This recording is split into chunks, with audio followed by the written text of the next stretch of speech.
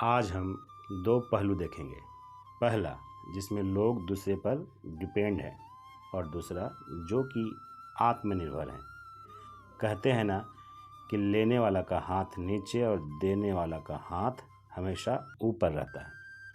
पहले पहलू में ये ऐसे गिरोह हैं जो भीख मांगने का अपना ट्रेडिशन बना लिया और भेड़िए की ज़िंदगी जी रहे हैं। इन सब की इस स्थिति का कहीं ना कहीं जिम्मेवार हम सभी हैं। इनको देखकर दया भावना से हम सब भीख दे देते हैं, लेकिन इसी दया भावना के कारण कितने बच्चों के भविष्य के साथ खुली खेल खेला जा रहा है। कुछ लोग अपनी दिव्यांगता को दिखाकर भीख मांग रहे हैं, तो कुछ लोग अपने बच्चे को। स्थिति ऐसी बन चुकी है कि गरीब लाचार बच्चों का हाथ पैर काट कर उससे भीख मंगवाया जा रहा है।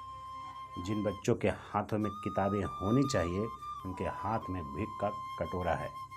दूसरे पहलू में वैसे दिव्यांग जिन्होंने दिव्यांगता को अपनी कमजोरी नहीं बनने दिया।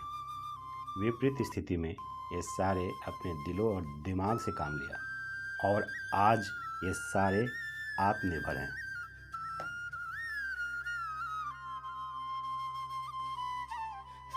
धके बात सुनो सभे आशीष देहु, अंध के बात सुनो सभे आशीष। ऐसे मिल जाएंगे जो बोलते हैं भगवान मेरे साथ बहुत गलत किए, तो उन लोग को कुछ संदेश देना चाहेंगे आप क्या?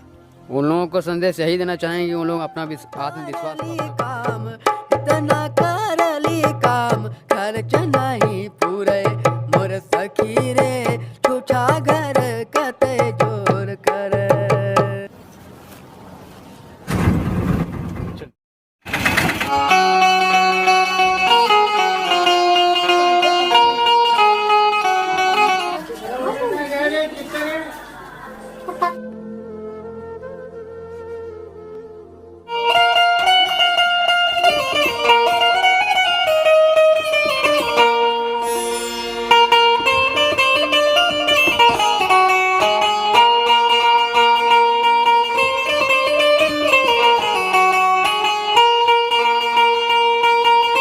और जैसा इनका स्थिति है कि सचमुच में आम इंसान एक टूट जाता है। और आज जो इनकी स्थिति है बहुत अच्छी स्थिति बनी हुई है कि किसी के सहारे नहीं है, खुद के सहारे हैं। अपना दुकान चलाते हैं, राशन का ऑटो चलाते हैं, और इनका एक बैंड भी है। दुकान बनाए, दुकान खोले छोटा मोटा, वो पूंजी के कारण में दुकान बड़ा नहीं कर पाए हैं। पूंजी 15,000 दुकान में फिर लोन भरना है, उसी से रोजी रोटी करते हैं। पापा तो आज रहे नहीं। 2004 की घटना है। मेरे पापा के तो चरी बाजार में बकरा का व्यापारी के काम करते थे, जो कि आज तक उनका लाश भी नहीं मिला, और जो चरी बाजार से ही गुप्त कर दिया गया। आज तक हम लोग ढूंढते रहे हैं।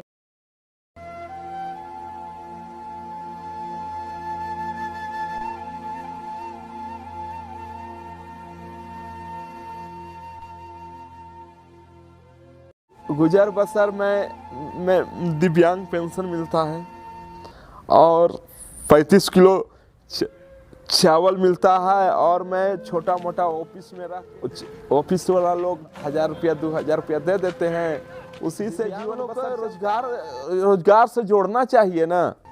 रोजगार प्रशिक्षण देना चाहिए। विकलांग थे और सोचे कि यदि हम पकिया बनाते हैं ईटा का तो उसमें खर्च पड़ेगा 50,000 रुपया मेरा लग जाएगा। को दिखाई नहीं देता है, तो ये बचपन से था या बीच एक्सीडेंट के कारण वो बाइक और जीप से टक्कर हो गया। बकरी पालन व्यवसाय के तौर पे हमने शुगर पालन रहा है। 3 साल के लमसम चला।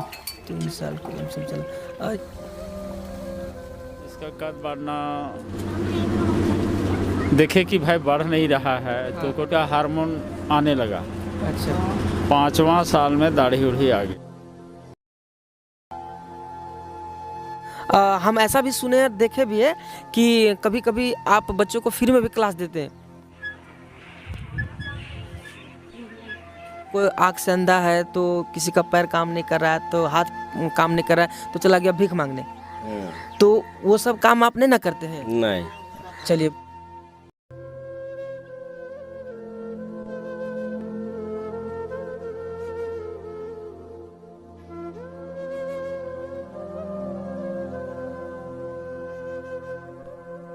मूली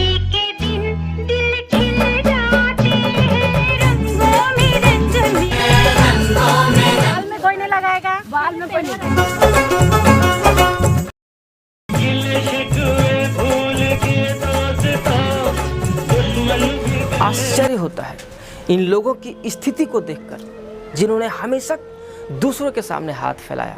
आज ये फैला रहे हैं, कल इनके बच्चे फैलाएंगे और परसों उनके बच्चे फैलाएंगे। फिर सिट यार, इन लोगों को भीख देना बंद करें। भीख के जगह कोई वस्तु दे ताकि उससे वो काम कर सके, और एक अच्छी सलाह दे ताकि इनके बच्चे का भविष्य सुधर सके। हमें गर्व होता है ऐसे दिव्यांगों पर जो आत्मनिर्भर है, किसी दूसरे पर डिपेंड नहीं।